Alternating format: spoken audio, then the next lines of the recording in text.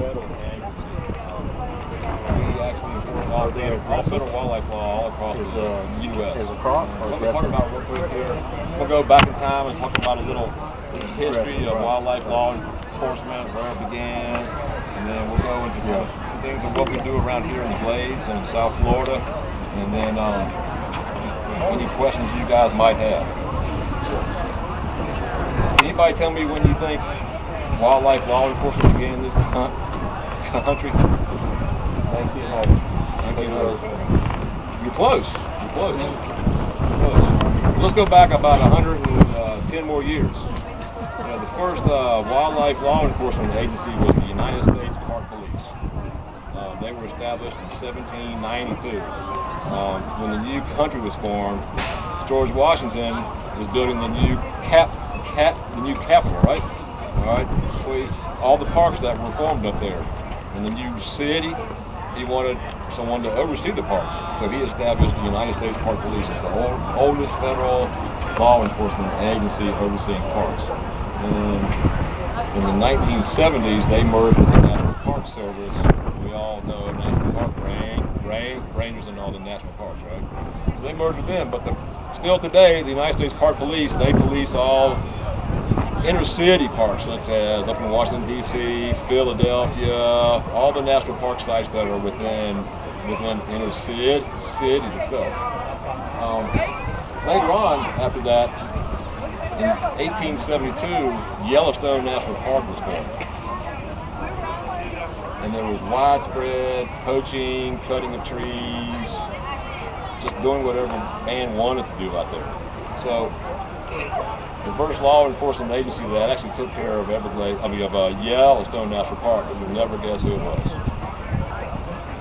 President Ulysses S. Grant sent the United States Army out there.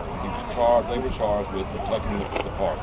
They actually established Fort Yellowstone, and actually that's what their main duty was, to protect the park. And then in 1880, the Secretary of Interior, he hired a man by the name of Harry Yount. He was the very first park ranger for Yellowstone National Park, and he's actually credited as being the first park ranger, our predecessor. Harry worked for the Park Service, actually worked for the park for 6 months, and then he resigned because poaching was so widespread, cutting of trees was so widespread, people were building cabins and houses and things like that. So he resigned, and he sent a letter to the Secretary of Interior. He said, what's needed here is a well-regulated police force, because one man cannot do that. And so he's credited as being the actual beginning of the Ranger Force, our predecessors here.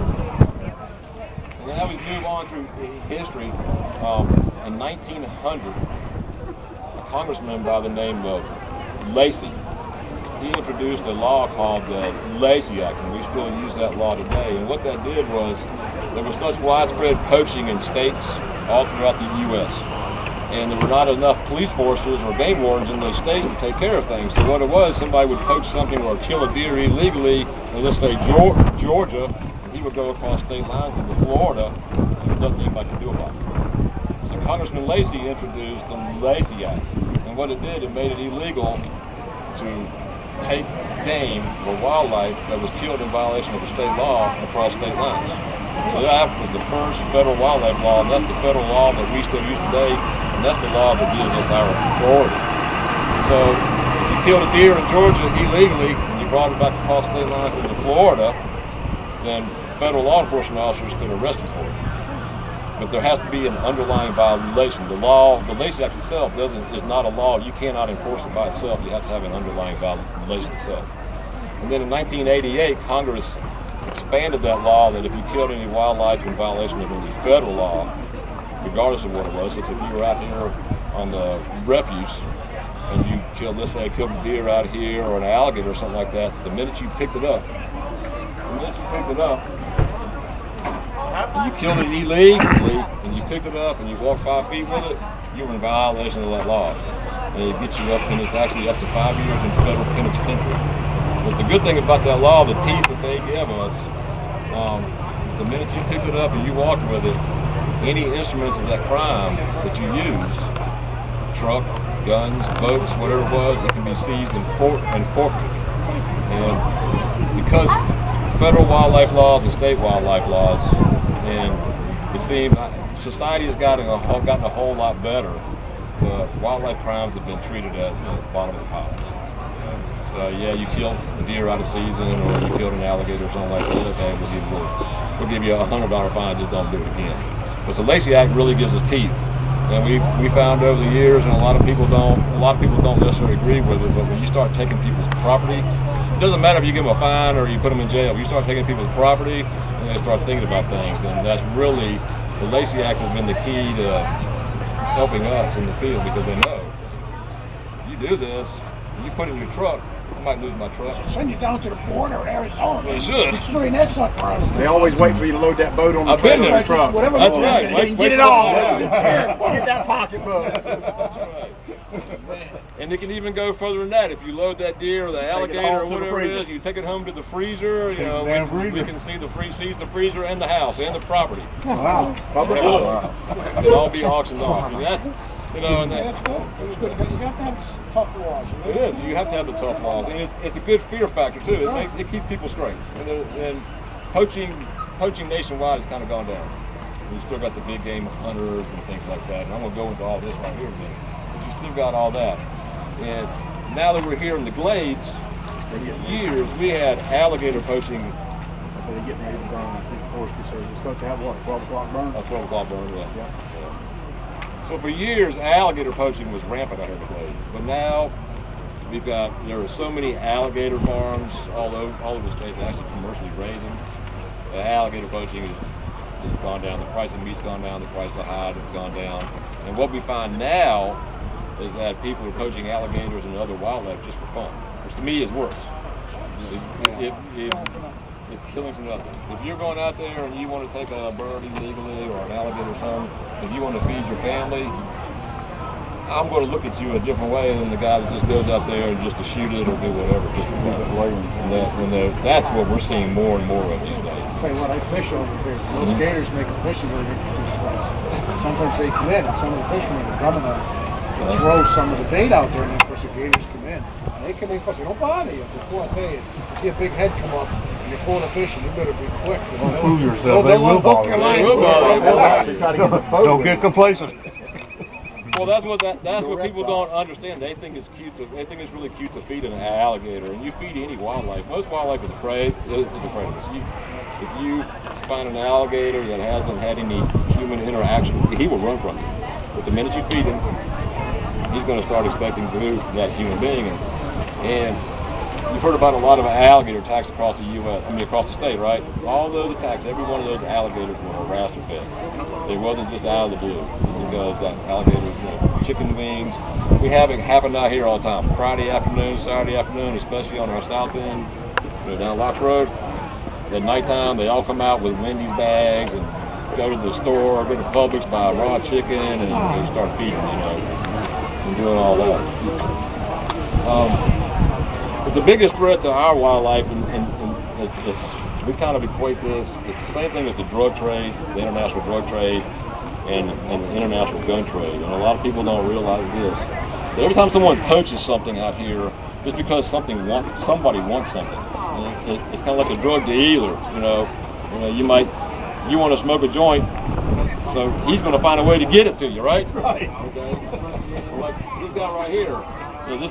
This was seized. We seized this from an individual. He wanted it for his living room. Well, somebody killed it for him. He sold it to him. Things like this. The caiman in Africa. It was killed so this guy could put it in his house. And we have storeroom and storeroom and storeroom and stuff like this. Even bears, black bears, deer, elk. The Asian community, they see wildlife. There's a lot of wildlife parks that are medicinal for them. So people here in the U.S., they'll kill the black bear in the Smoky Mountains. They'll cut its paw off, or they'll cut its gallbladder off because someone in China uses that for medicinal purposes. And they use the bear. There's a lot of old-time medicinal purposes, and they make a lot of money off of this. There's a lot of money off of this stuff. A lot of money. The biggest thing too, shoes. Caiman, alligator, They're all killed. They're all killed. And again, like I talked before, we've got alligator farms throughout the state, and that's a lot of times that's a lot what that's used. I don't necessarily agree with it, but it does help the wild populations. So yeah, all this stuff, things like this were smuggled into the airport in Miami. This one right here was the sea turtle. And what he did, he had taken a piece of leather and covered it up. And he walked through our checkpoint and covered it up. And when he stepped, the people that happened to pop up and look down and pulled it up and he was smuggled and the stuff in. We had guys down there. They would take pill bottles, prescription pill bottles, and drill holes in them and smuggle finches and small birds from all over the world. He had them in his coat, like that. And it made it through the metal detectors and all the machines fine. Then one of the inspectors heard a chirp and opened it up, and here's all these pill bottles hanging all down through here with a bird crammed in each one of them, so he could sell on the black market. The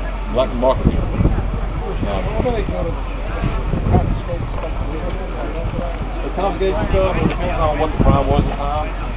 It could be a civil fine or a criminal fine or jail fine.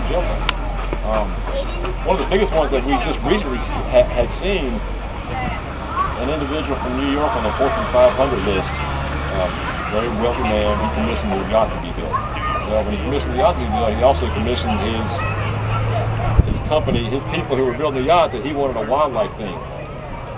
So they commissioned, and it went out, and they killed hundreds of wildlife, bears from across the world, alligators, turtles, eagles, so they can all go to the taxidermy man and adorn his yacht. Well, his yacht's now sitting in our lot down there now. That's what they want. As long as someone wants it, they're going to go get it. And we try to educate people. The more you do this, the less we're going to have. It's not going to be around anymore. And it's not to feed your family. It's not to feed yourself or sell the food. It's just something for you to have in your house. And that's what Y'all just arrested somebody on eBay. They're selling baby alligators. Yeah, we do. They was on eBay, baby alligators up north. On eBay, dude. These guys that sell stuff on eBay, Craigslist. We have agents that sit in the office and just go through eBay stuff, and they'll make a buy on eBay and actually meet the guy and make the buy. And like I said, going back to it, it's just like the drug trade and the illegal arms trade. The illegal wildlife trade is second to both of those. And it's not going to end. It's like the drug trade, it's like the drug war in Mexico on the border. It's not going to end until you change the minds of individuals in this country. As long as you're going to smoke it or stick a needle in your arm, somebody's going to get it. And it's the same way with this. It's that same way.